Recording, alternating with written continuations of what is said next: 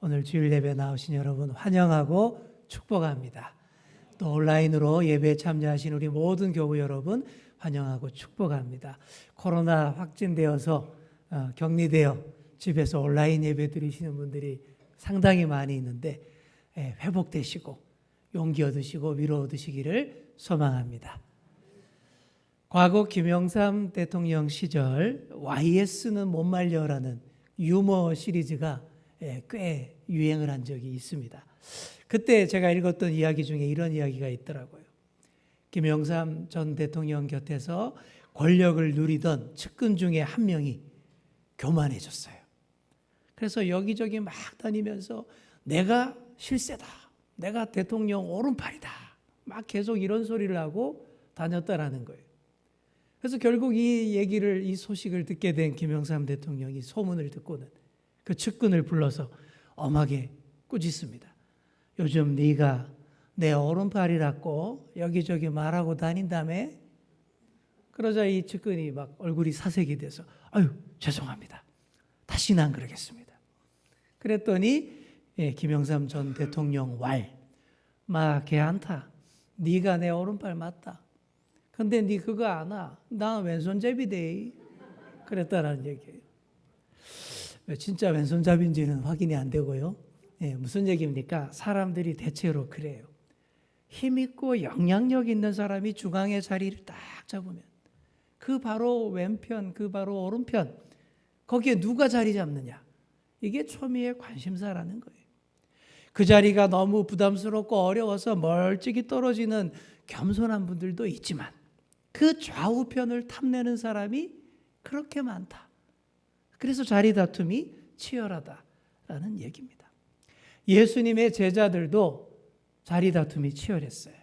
이미 수제자 베드로는 영순위 최측근이 되어 있었고 그 다음으로 예수님의 오른편에 왼편에 누가 앉게 될까? 이게 관심사였습니다. 오늘 본문은 예수님께서 예루살렘으로 올라가는 도중에 있었던 일들입니다. 왜 예루살렘으로 올라가십니까? 고난당하시기 위해서 가는 거예요. 십자가 지시기 위해서 지금 올라가는 도중입니다.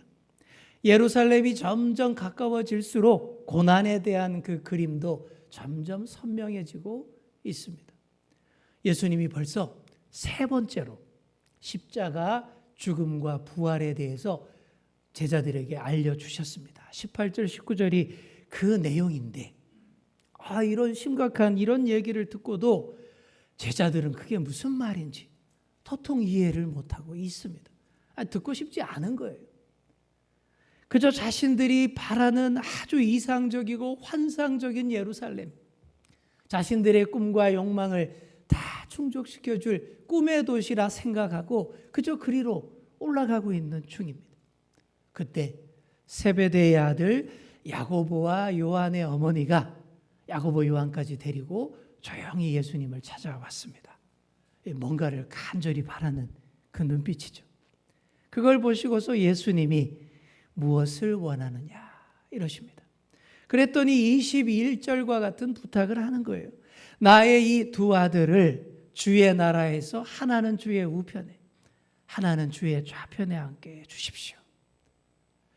주의 나라가 어떤 나라인지 지금 전혀 모르고 하는 그런 얘기예요. 곧 도착할 예루살렘에서 이 땅 위에서 거창하게 펼쳐질 그런 나라인 줄로만 알고 있는 것입니다. 예수님이 이제 곧 예루살렘에 도착하실 텐데 거기 입성하시면 군대를 모집하고 큰 능력을 발휘해서 로마 제국을 몰아내고 그렇게 이 땅에서 시작할 바로 그 나라인 줄로만 알고 있어요. 그래서 그 새 나라에서 우리 세베대 집안의 남자들, 우리 두 아들 야고보 요한 예수님 오른쪽에 왼쪽에 앉게 해주십시오. 좌의정 우의정 다 해먹게 해주십시오. 바로 이런 인사청탁을 한 것입니다. 마가복음에서는 이 어머니의 이야기는 안 나옵니다. 야고보와 요한이 직접 인사청탁을 했다라고 되어 있는데 오늘 우리가 읽은 마태복음을 보시면 이 제자들의 부끄러운 부분을 감춰주고 싶은 듯 그들의 어머니가 치맛바람을 일으켜서 인사청탁을 했다. 이렇게 이야기를 하고 있는 거예요. 이 어머니가 예수님과 굉장히 가까운 친족이라고 보는 그런 신학자들이 많습니다. 증거도 많이 있고요. 그래서 야고보 요한의 어머니가 예수님의 어머니 마리아와 친자매라는 거예요. 그 친자매인 살로메가 이 세베대의 아내다라고 보는 그런 주장이 많습니다. 그렇다면 어떻게 됩니까? 예수님의 이모라는 얘기가 돼요. 그렇죠? 정말 그렇게 가까운 친족이라면 어떻겠습니까? 우리가 남이가 하는 마음으로 남들보다 더 쉽게 예수님에게 접근할 수 있는 거예요. 아유, 조카님인데 그 정도는 해주셔야지, 뭐 이런 생각할 수 있다라는 것이죠. 이런 마음들이 야고보와 요한에게도 있었으니 그들이 뭐 우레의 아들이라 그러면서 더 기세등등하고 다른 제자들보다 더 우월의식 가지고 행동했을 것입니다. 아마 이들의 최종 목표는 베드로마저 제끼는 거였을 거예요. 그렇다고 이 어머니가 무슨 특별한 비리와 불의를 저지르고 나쁜 짓 하고 그런 건 아닙니다. 이 어머니는 보다시피 여느 어머니와 하나도 다르지 않아요. 그저 자식들, 그저 잘 되기를 바라는 그 마음으로 뭐든지 하려는 그 어머니의 모습일 뿐입니다. 하지만 그 좌우편 자리에 앉는다는 게 뭘 말하는 것인지 전혀 이해를 못했다라는 그런 문제가 있는 것이죠. 이들의 요청에 예수님이 뭐라고 말씀하십니까? 첫 마디가 이렇습니다. 너희는 너희가 구하는 것을 알지 못하는도다. 이러십니다. 정말 그렇습니다. 이들은 자신들이 요구하는 것이 뭔지 알지 못하고 구하는 거예요. 주의 나라가 어떤 나라인지, 어떻게 이루어지는 나라인지 전혀 모르고 있습니다. 그 나라가 바로 서려면 십자가 죽음이라는 처절함이 있어야 한다라는 것 정말 꿈에도 모르고 있었다라는 것이죠. 또 주님 좌우편에 앉는다는 것이 뭘 말하는지 전혀 몰랐습니다. 그저 이 땅에 우리의 시선으로 영광된 자리, 좋은 자리, 돈 되는 자리, 그런 걸 원한 거예요. 자신들이 생각하는 주의 나라에서 주역이 되어서 예수님 양쪽 옆에서 폼 잡고 있고 싶다. 바로 그런 소망인 겁니다. 그러다 보니 예수님 계셔야 할 위치도 이들이 마음대로 정해버렸어요. 예전에 베드로가 만류했던 대로 아유 예수님 뭐 십자가 아유 그런 흉악한 거 생각도 하지 마시고 그냥 이 땅 위에서 정중앙에 딱 자리 잡고 계십시오. 그럼 우리가 왼편에 오른편에 자리 딱 잡고서 다 알아서 할게요. 바로 이런 거예요. 예수님 자리도 자기들이 다 정해버린 겁니다. 말로는 주의 나라라고 했지만 사실은 자신들 나라가 더 중요한 것입니다. 자신들 자리를 빛내주기 위해서 주님 자리가 중앙에 이렇게 백그라운드로 딱 필요했을 뿐인 것이죠. 무엇을 구하는 것인지 알지도 못하는 이들에게 예수님이 이런 질문을 하십니다. 내가 마시려는 잔을 너희가 마실 수 있느냐? 여러분 예수님이 말씀하시는 이 잔이 어떤 잔일까요? 달콤하고 가벼운 잔? 절대 아닙니다. 진짜로 무겁고 쓴 잔입니다.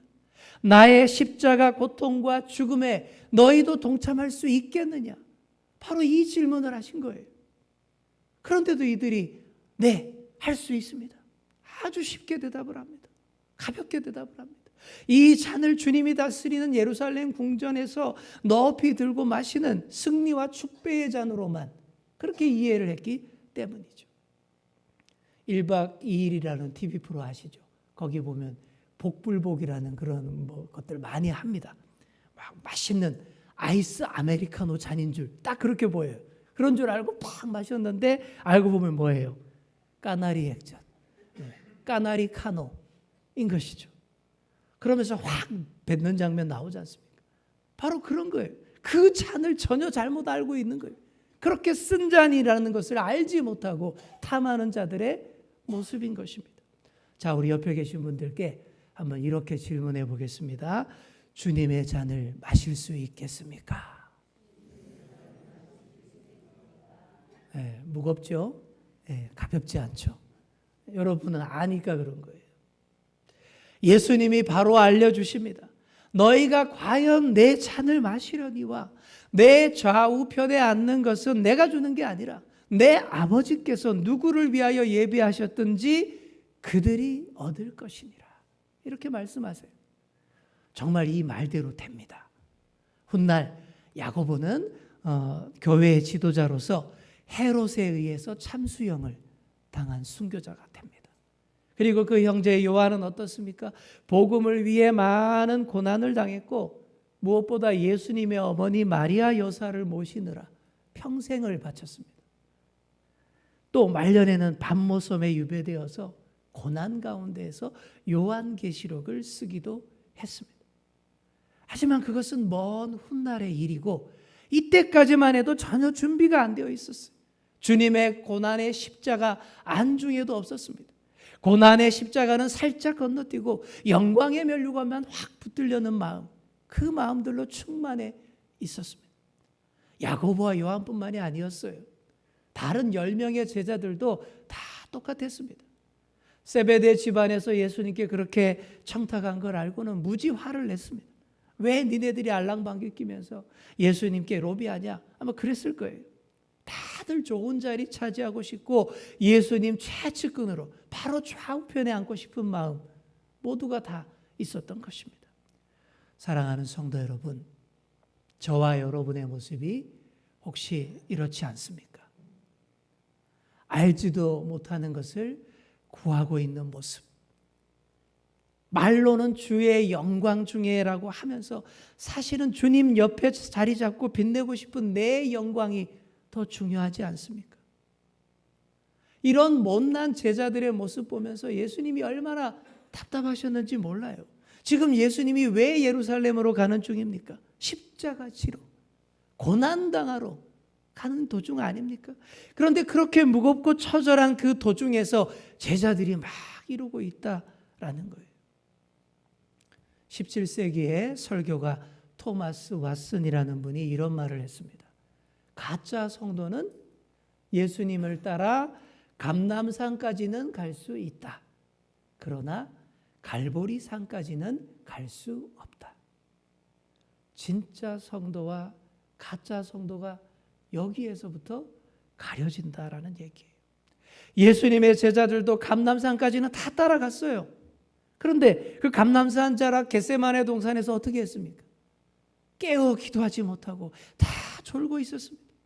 예수님은 땀방울이 핏방울이 되도록 기도하고 계신데 그 곁에서 계속 졸고 있다가 결국 예수님 다 버리고 다 뿔뿔이 도망가 버린 거 아닙니까?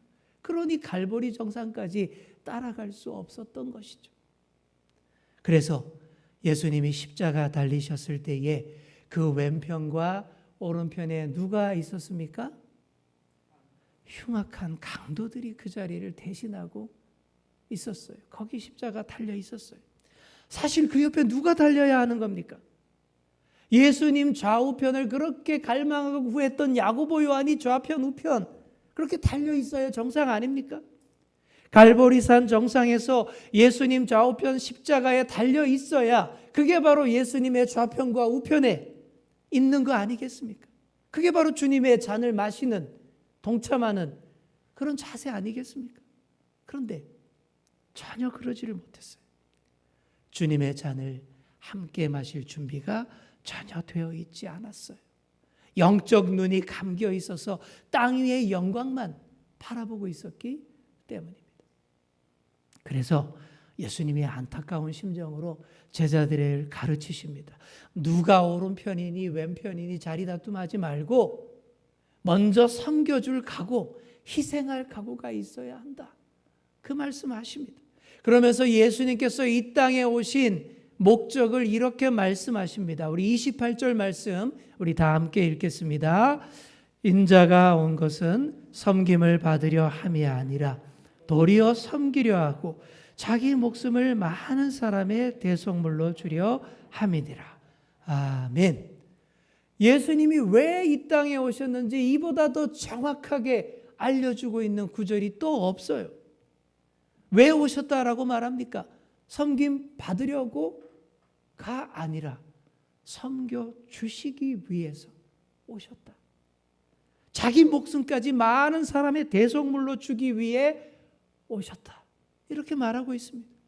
예수님의 세상에 오신 목적이 바로 이거예요. 죄로 인하여 죽을 수밖에 없는 우리 모든 인생들을 그 죄와 죽음의 속박에서 벗어나게 해서 참된 자유를 누리게 하시기 위해서입니다.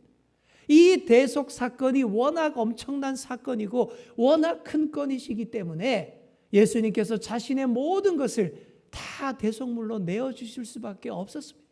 이게 바로 십자가의 필연성이 바로 여기에 있는 거예요. 우리 예수님은 입술로만 말로만 구원을 말하고 평화를 말하는 그런 분이 아니었습니다.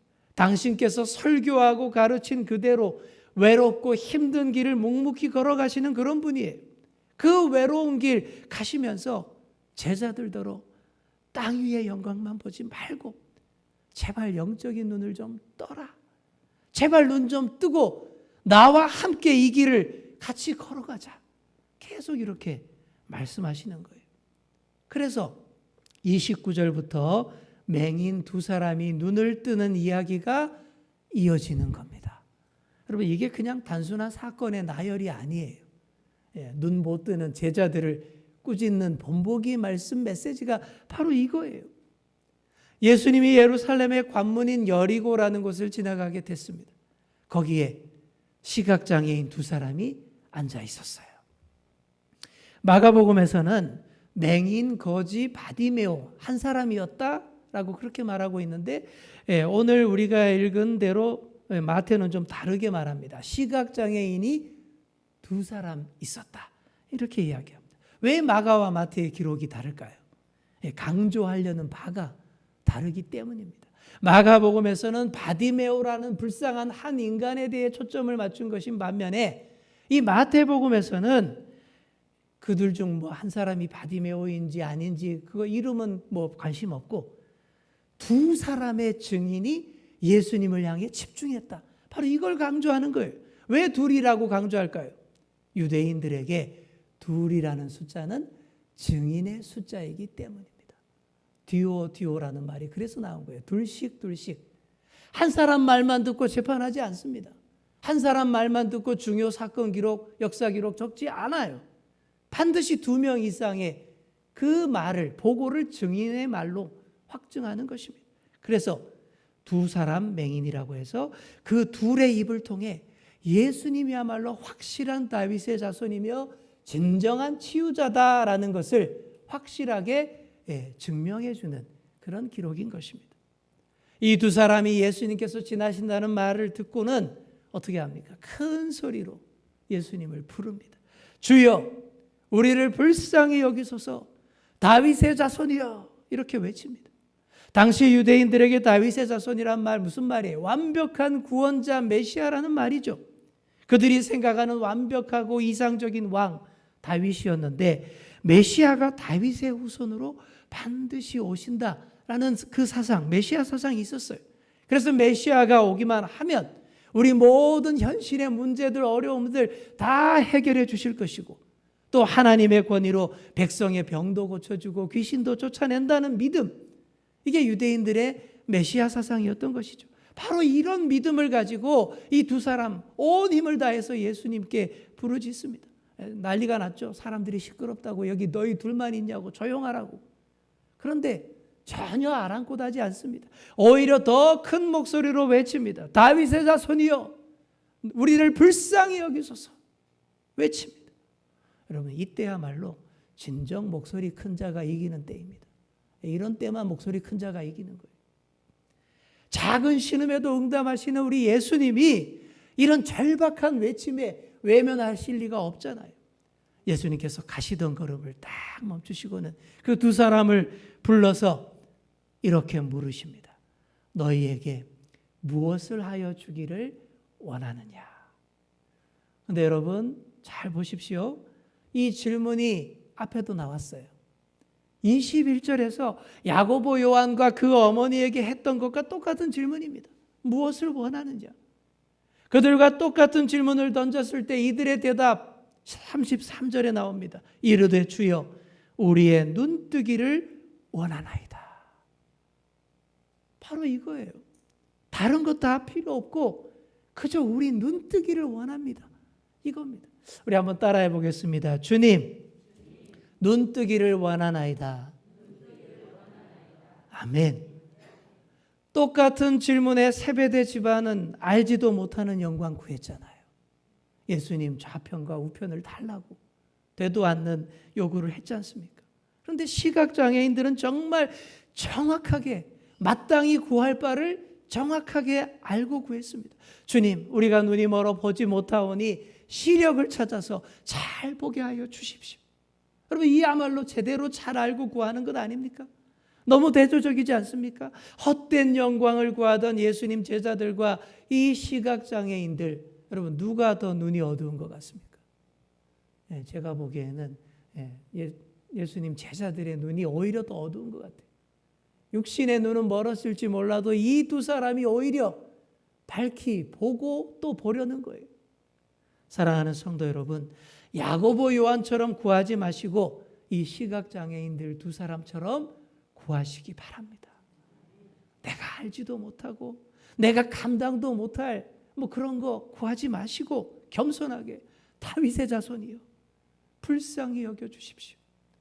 내 눈이 아직도 멀어서 헛된 영광만 아직도 찾고 구하고 있습니다.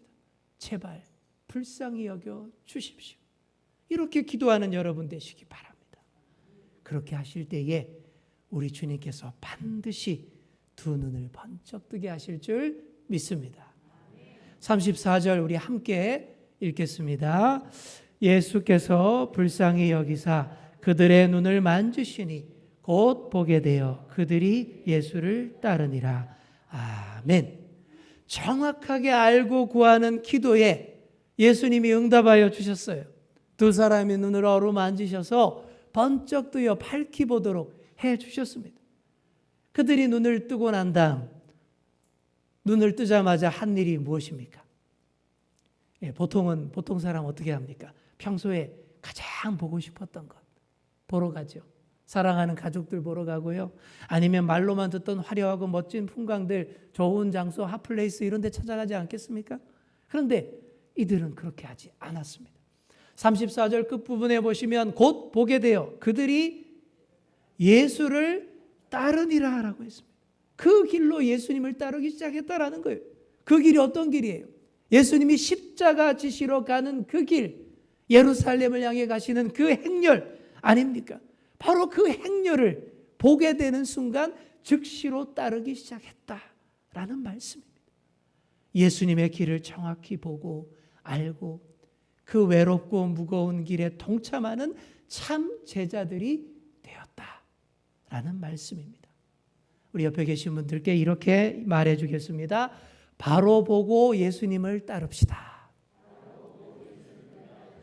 아멘. 예수님의 제자라면 눈 떠서 주님 가시는 길을 똑바로 보며 잘 따라가야 합니다.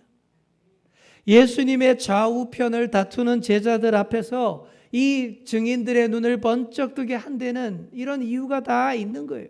제발 영적인 눈 좀 떠라. 이 메시지입니다. 눈 똑바로 뜨고 예수님의 십자가 길을 따라가는 진짜 제자들이 되라 라는 그 말씀이에요. 그렇게 할 때 바로 비로소 예수님의 좌편과 우편을 차지하게 되는 줄 믿습니다. 이게 예수님의 좌우편에 나아가는 바른 방법이에요. 사랑하는 성도 여러분, 예수님의 좌우편을 누가 차지한다고 했습니까? 내가 누리고 싶은 영광 구하기 전에 예수님의 그 쓴잔부터 받아 마시는 자입니다. 믿음의 눈 똑바로 뜨고서 주님의 고난의 길에 동참하고 따라가는 자들, 그들이야말로 진짜 예수님의 좌우편, 최측근 자리에 앉게 되는 것입니다. 이 사실을 여러분 꼭 기억하시고 똑바로 주님을 따라 나아가 주님의 좌우편에 정말 앉게 되시는 그런 저와 여러분 다 되시기를 간절히 축원합니다. 기도하겠습니다. 주님 감사합니다. 오늘 주신 말씀 하나님의 말씀으로 받게 하시고 한 주간도 이 말씀 붙들고 살게 하여 주옵소서. 주님, 우리 자신이 너무도 교만하고 너무도 눈 어두워서 주님이 가시는 길을 헤아리지 못하며 엉뚱한 것을 구할 때가 많습니다. 이런 영적인 눈먼에서 벗어나게 하여 주옵소서. 주님 앞에 겸손하고 절박하게 구하였던 맹인들처럼 우리도 주님 앞에 겸손히 구하여 감겨진 영혼의 눈을 뜨게 하시고 밝히 보고 주님의 길로 따르게 하여 주옵소서. 그렇게 나아가 주님 좌우편에 앉아 최후 승리를 노래하는 모두가 되게 하여 주옵소서. 예수님의 이름으로 기도드립니다. 아멘.